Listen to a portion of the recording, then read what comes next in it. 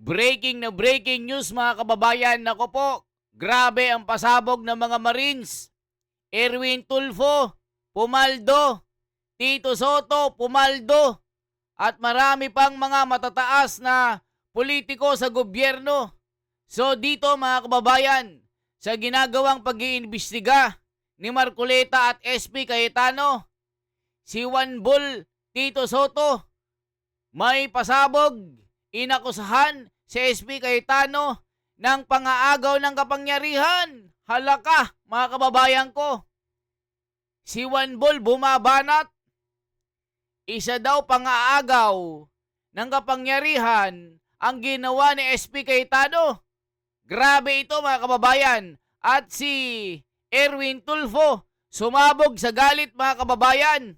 At sinabi na yung mga paratang sa kanya ay isang gawa-gawang kwento lamang at walang mga ebidensya. Ito po ang sabi ni Tuplok. Hindi na ito isang simpleng investigasyon. Ito ay isang malinaw at planadong propaganda laban sa aking pagkatao at reputasyon. Walang puwang sa Senado ang mga fake news at trolls. Sana nag-FB Live na lang kayo.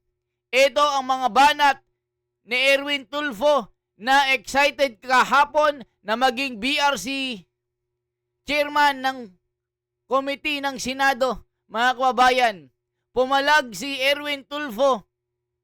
Grabe ang paninira nila sa 18 Marines.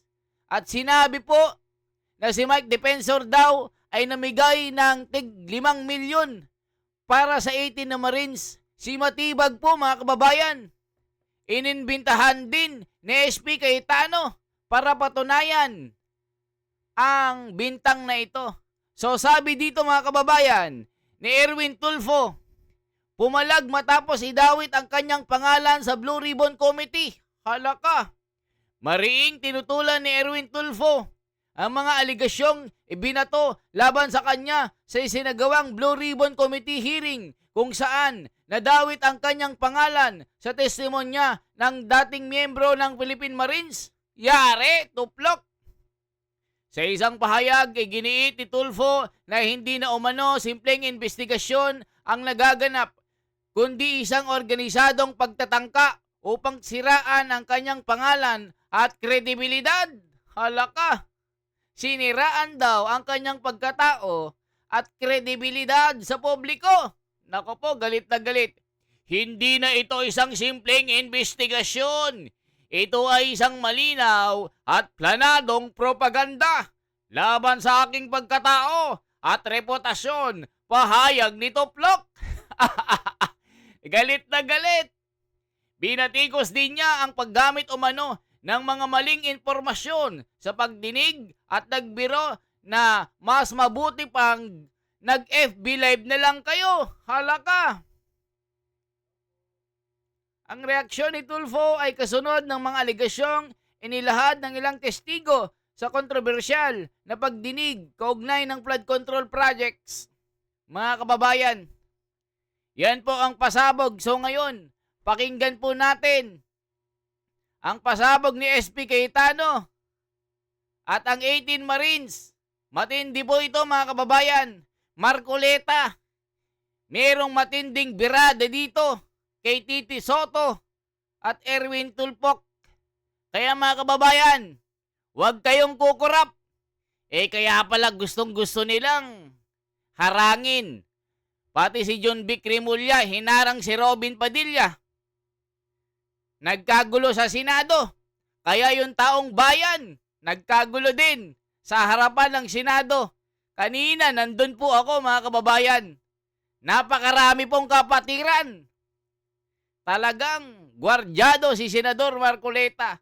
So ngayon, pakinggan po natin ang paglalahad ng 18 Marines. Mga kababayan ko, magugulat kayo.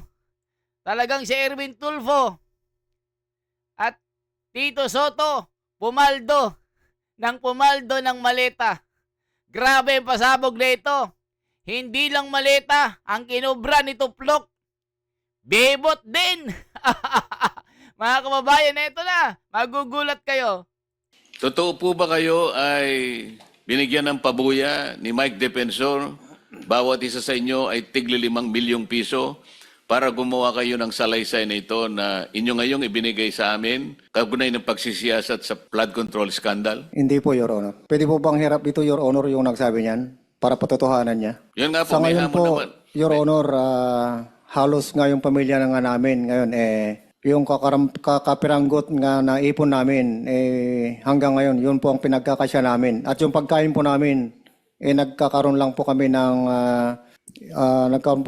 yung mga kunting ipon, yung chipi-chipi na lang po nga kami ngayon, nagkatsaga po kami sa sardinas na makain, Your Honor.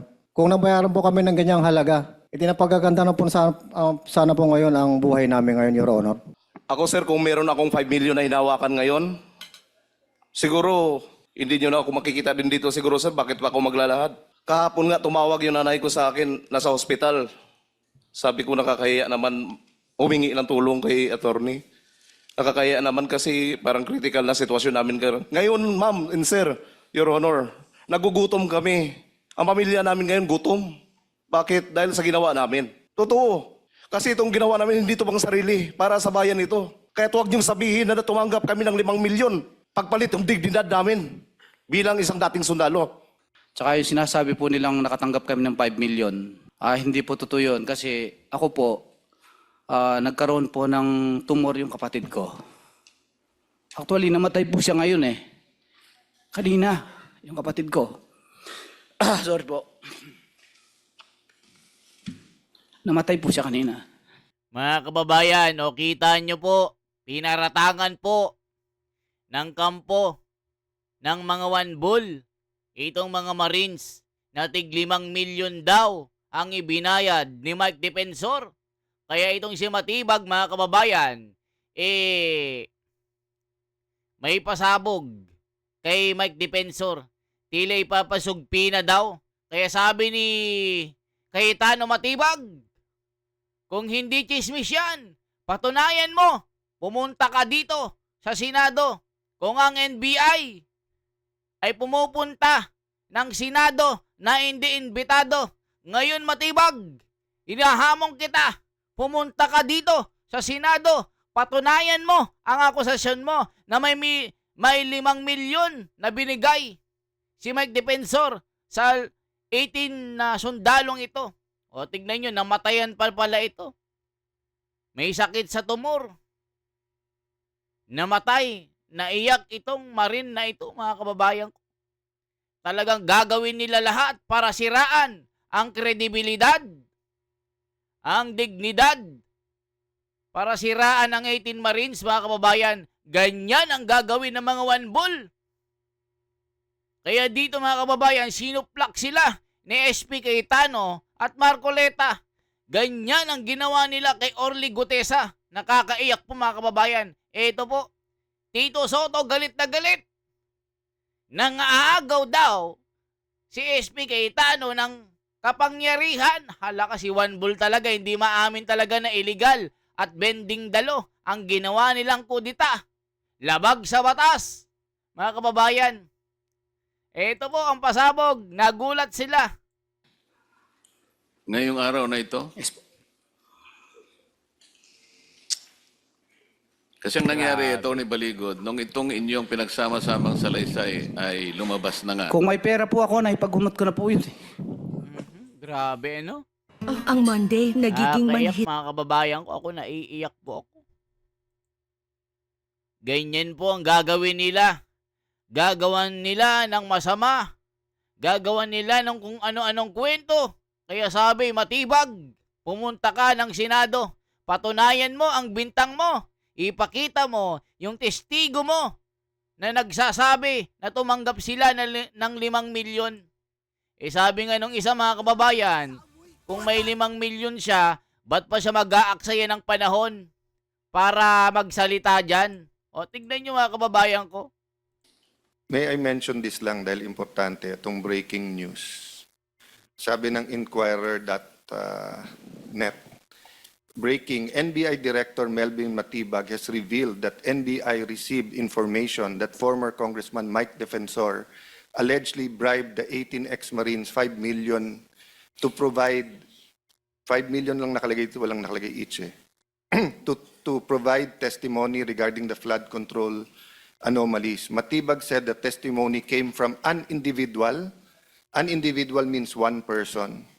Kasi kung hindi, individuals dapat, unless it's grammar. With a direct relationship to one of the supposed 18 Marines. So that could be anyone in the world. Dahil 18 kayo, I'm sure you have a lot of friends. Pinangalanan si dating Congressman Mike Defensor na siya yung nag-offer ng halaga noong 5 million para maging testigo nga at lumabas mag-press con, Matibag said. He added that the NBI has already issued a subpoena to Defensor to shed light on the allegations. I will not interrupt you now, Mr. Chairman. Mamaya, nandito na rin naman si ex-Congressman Defensor. It's time for him once again to use his last name and defend himself. Having said that, may I invite with the permission of the Chairman, Director Matibag, total mahilig kayong NBI pumunta dito sa Senado na walang imbitasyon. Ngayon kayong pumunta, iniimbitahan ko kayo ngayon, kasi kung yung impormasyon mo ay hindi verified, hindi naman marites ang pangalan mo. Ngayon, kung verified yung iyong impormasyon, ibig sabihin bilang investigador, no, NBI, ibig sabihin you have reasonable ground to believe na yung nagsabi sa iyo ay totoo. Pumunta ka dito under oath at pagkakataon mo ngayon makaharap si Congressman Mike Defensor at yung 18, no? So itong hearing natin ay open. So if Senator Tito Soto or Senator Erwin Tulfo, ika nga ni Rafi Tulfo, kung ikaw ay matapang, pumunta ka dito. Pag ikaw naman pumunta dito, ikaw ay uto-uto. Pero open po tong hearing na to. But especially now to NBI Director Melvin Matibag. Pumunta ka dito, Director, kasi ako, interesado talaga ako kung nagsisinungaling tong 18 ito. Pati si kumpanyero Tony Levy, kasi napakalaking disservice to sa ating bansa kung gawa-gawa to or kung may dagdag bawas kayo sa testimony nyo. Pero napakabigat ng testimony nyo kung sasabihin nyo ang pinakamalaking sindikato sa ating bansa ay mismong gobyerno. So one of the two has to be the truth. That's why Director Matibag, hindi pa naman kami matatapos. Imbitado ka ngayon or kung sino yung agent mo na nagkwento sa'yo. Pumunta ka dito para harapan tayo, magkaalaman po tayo. Thank you, Mr. Chairman. Thank you, Mr. President. Total, nandito naman po ang 18 magigiting na ex-soldiers. Kung totoo pong ganun kayaman si Mike Defensor, magkano, Mr. Speaker? Mr. President, 5 million each. Nakita ko 5 million. Each. Walang nakalagay na each eh. Sa nakita ko 5 million lang, walang each. Pero meron din finorward si Senator Aimee na inquiry. So kayo po ngayon ay narinig po ninyo Sa'yo ba? Each? ang di umano'y balita na kayo po ay binribe ni Mike Defensor sa halagang 5 million. Each ba? So 90 million po ang pinambribe sa inyo ni Mike Defensor para lang gumawa kayo ng ganitong salaysay na sa aking pananaw ay ginawa ninyo sa ilalim To clarify, ng Mr. sakripisyo. Chair, sa Inquirer.net naman, yan, nakalagay na allegedly bribed each of the 18 ex-Marine 5 million. So each, so bawat isa. Ayan mga kababayan, so ito si Matibag, nakakuha daw ng impormasyon na bawat Marines ay, bawat isang Marine, bawat isang sundalo, tig 5 milyon. So 18, i-multiply natin ng 5, 90 million, grabe naman yan. So ibig sabihin mga kababayan, gagawa sila ng paraan para siraan ang kredibilidad ng 18 Marines. Ganyan ang mga one bull. So, Pesos, simple pesos. lang po ang tanong. Totoo po ba kayo ay binigyan ng pabuya ni Mike Defensor? Bawat isa sa inyo ay tigli 5 milyong piso para gumawa kayo ng salaysay na ito na inyo ngayong ibinigay sa amin kaugnay ng pagsisiyasat sa flood control scandal? Hindi po, Your Honor. Pwede po bang hirap dito, Your Honor, yung nagsabi niyan para patotohanan niya? Yun nga po, Sa may ngayon hamon po, naman. Your Honor, halos nga yung pamilya na nga namin ngayon, yung kakapiranggot nga na ipon namin, hanggang ngayon, yun po ang pinagkakasya namin. At yung pagkain po namin, nagkakaroon lang po kami ng, sa ngayon, nagkaroon po kami ng, yung mga kunting ipon, tawag nito, yung chipi-chipi na lang po nga kami ngayon, nagkatsaga po kami sa sardinas na makain, Your Honor. Kung nabayaran po kami ng ganyang halaga, napagaganda na po sana po ngayon ang buhay namin ngayon, Your Honor. Salamat po sa inyong confirmation na hindi po kayo talaga nabigyan ng kahit anong halaga. With your permission, Honorable Chair, yung kung 5 million bawat isa, sana medyo okay na ang buhay nila kung tutuusin, no? Pero makapagpapakita po ako ng mga katibayan na halimbawa, nung na-hospital ang anak at asawa ni Bernard Tube, kumakailan lamang, ay kailangan pa ho naming hanapan ng makakatulong, no? 30 mil po yung hospital bill ng bawat isa, asawa, anak. Nung naoperahan yung nanay ni Bobares, talagang pinaghirapan ko rin po na makaambag at nasa akin din po yung resibo nung binayaran. No? Nung namatay po ang tatay ni Buduan, kumakailan lang din po, ay kailangan din pong pagtulungan namin para makabili ng kabaong ng tatay niya, no? Baka naman, Atty. Baligod, nung kayo po'y nagtulong-tulong para makakakalap ng halagang may tutulong nyo, baka naman isinilid nyo pa sa maleta kasi. Baka napagkamalang akala mo na napakalaking pera naman nung nakalap nyo itulong doon sa mga na-hospital na kamag-anak ng inyong mga kliyente. Alam mo po yung, Your Honors, no? Ang motivation ng mga sundalo na ito, bago nila gawin yung kanilang affidavit, ang sabi nila sa akin ay, Attorney, nasubukan namin ang nakipaglaban. Muntik nang mawala ang aming buhay. Pero sa panahon ngayon, gusto naming magpakasundalo sa mga Pilipino. Yun po ang motivation nila. Kung yung, alam niyo po, kung accusation lang na galing kay Matibag, naaawa po ako sa NBI dahil eroded na yung credibility dahil kay Matibag. Kali na po, alam nating gagawa lahat sila ng anong klaseng usap para lamang bigyan kayo ng batik, para lang hindi kayo paniwalaan ng ating mamamayan. Ang mamamayan po ngayon ay nakikinig. Sila po ay sumusubaybay sa pagdinig na ito. Sila po ang higit na nakakaalam kung sino kayo. Dahil alam nila ang katotohanan sa likod ng inyong mga sinasabi. Atty. Baligod, inumpisahan ko ito nung dumating dito si Master Sergeant Orly Gutesa. Pinagsisihan ko nga na naipresenta ko pa siya, hindi ko kasi alam na ganun ang gagawin sa kanya. Ang buong akala ko kasi, Atty. Baligod, ang isang taong katulad niya, talagang hindi ko siya kilala. Wala akong panahon noon na kausapin siya, kaya lang nagmakaawa siya na kung pwedeng makausap ko kayo. Ang sabi ko, mag-aalas 3 na. I can only spend at least 10 minutes. Kasi babalik ako, ayaw ko mag-absent dito. Nakita ko siya, may dala-dala siyang kasulatan. Binasa ko, sabi ko, mabigat ito, nakahanda ka bang i-testify ito? At ano naman ang motivation mo para gawin ito? Unang-una po kanya, ako po'y naliligalig na po ang aking kalooban dahil ito po palang trabaho namin. Nakikita namin sa pinag-uusapan po ninyo dyan sa Blue Ribbon Committee, ito po lang mga maletang ito ay puro pala pera po ng bayan pala ito na kung saan-saan lang napupunta, kaya gusto ko pong mag-testify.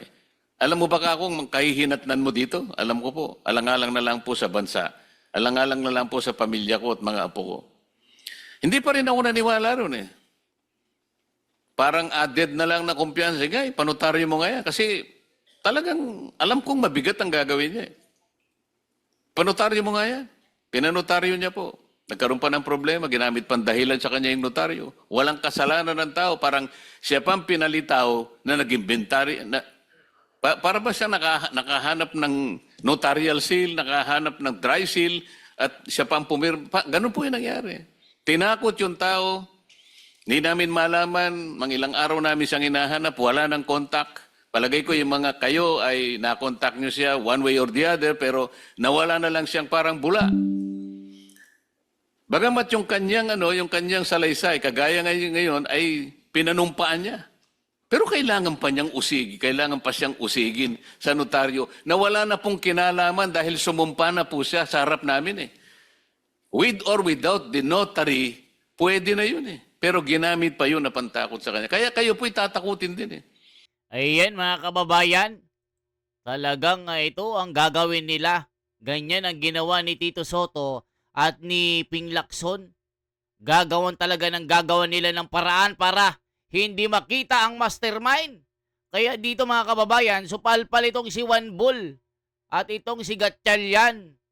Nagfi-feeling sila na sila yung nasa kapangyarihan, pero labag pala ito sa konstitusyon. Kaya Tito Soto, magtigil ka na. Di ba mga kababayan ko? At si Erwin Tulfo, mahilig sa bebot, na durog, na parang buhangin. Naku po, mga kababayan ko, itinanggi lahat ng akusasyon. Ito raw ay isang fake news. Itigil na daw ito. Sana daw nag-live na lang sa FB. Ang galing. Kaya pala nanggigigil ka kahapon o ngayon. Nayari na tuplok. Mahilig pala sa bebot. Namimili pa. Grabe, kagaya pala ng kuya. Tip lang 300k na. Yari, tuloy pa natin. Kaya na sinabi ngayon, di pa tayo natatapos dito, kayo'y nabigyan na ng 5 million pesos each. Ganyan po ang gagawin. Sino pa po ang gustong magsaysay ng kanyang personal na kaalaman tungkol sa pagdi-deliver ng pera? Yes, Your Honor. Good morning. I am Cursanidado. Bali, isa rin sa rason na bakit kami lumabas dahil sa patutunayan namin yung mga statement or affidavit ni Master Sergeant Orly Gutesa. Ito, sir, hindi ito sundalo kami, sir. Hindi kami nagpapatukso sa mga pera. Gusto namin trabaho sana. Trabaho na kung saan mabuhay namin, ang pamilya namin para sa aming sariling sikap. So, ang nangyari kay Tap Orly Gutesa, kasi ako ang laging kasama, which is, pag may mga lakad, ako yung driver niya. Partner kami ni Orly Gutesa. Nalulungkot ako bakit ganun ang ginawa. Bakit, kung sino pa yung testigo, sino pa yung nagsasabi ng totoo, yun, bakit ganun tayo, sir? Nasamantala, hindi nila nare-realize yung buhay ng mga kababayan nating mahihirap.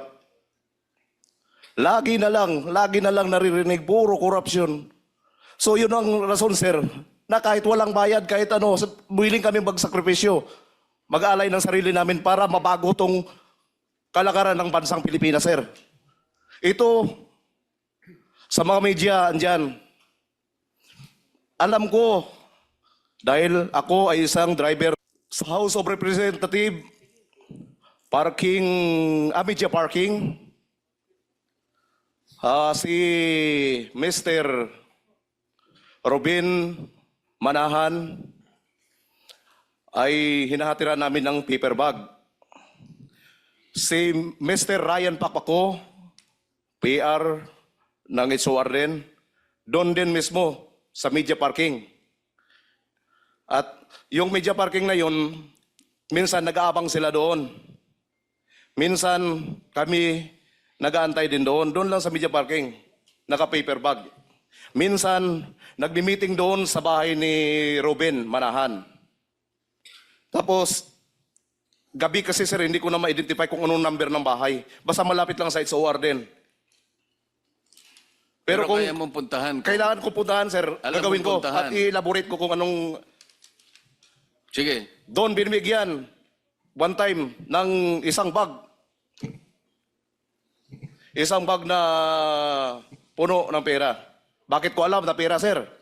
Dahil sinasabi ng PR na yan sa akin, PR ni Kung Saldi, na Chris, bantayan mo muna, Chris, ha? Huwag mo iwanan ng sasakyan. Perang laman yan sa loob. So, sa ganitong nangyayari sa atin ngayon, sir, gaya kanina, grabing panggigipit, unconstitutional talaga. Kami, sir, sundalo kami. Dating sundalo, nagserbisyo din sa bayan. Bakit may mga ganito? Kaya yan ang isa sa dahilan lumabas kami. Yun lang po, sir. Maraming salamat. Totoo lahat ang sinabi mo. Nasabi ko na rin ito nung lumabas si Sergeant Gutesa. Dahil nagdamdam ako dahil ang buong akala ko sa kanyang paglabas, tatanawin ng malaking utang na loob ng Estado yon.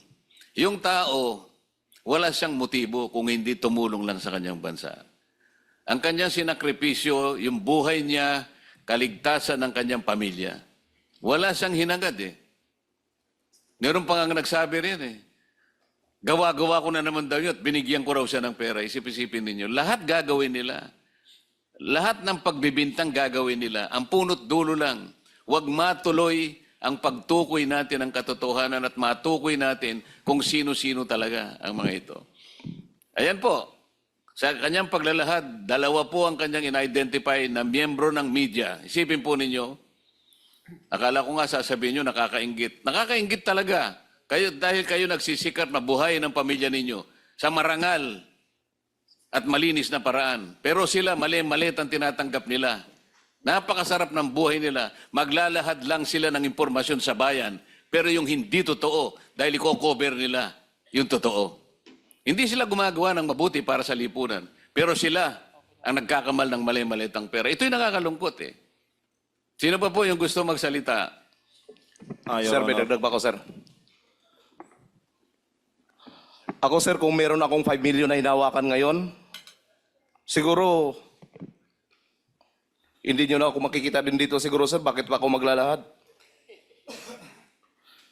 Kahapon nga, tumawag yung nanay ko sa akin, nasa hospital. Sabi ko, nakakahiya naman, humingi ng tulong kay attorney. Nakakahiya naman kasi parang critical na sitwasyon namin. Ngayon, ma'am and sir, Your Honor, nagugutom kami. Ang pamilya namin ngayon gutom. Bakit? Dahil sa ginawa namin. Totoo. Kasi itong ginawa namin, hindi ito pang sarili. Para sa bayan ito. Kaya huwag niyong sabihin na tumanggap kami ng 5 milyon. Pagpalit yung dignidad namin bilang isang dating sundalo. Yun lang po, sir. Maraming salamat. Okay. Yung pong gusto pang magsalita para makonfirma natin sa pamagitan ng yung individual na pagsasalaysay. Sige po. Your Honor. Your Honor, Idagdag ko lang.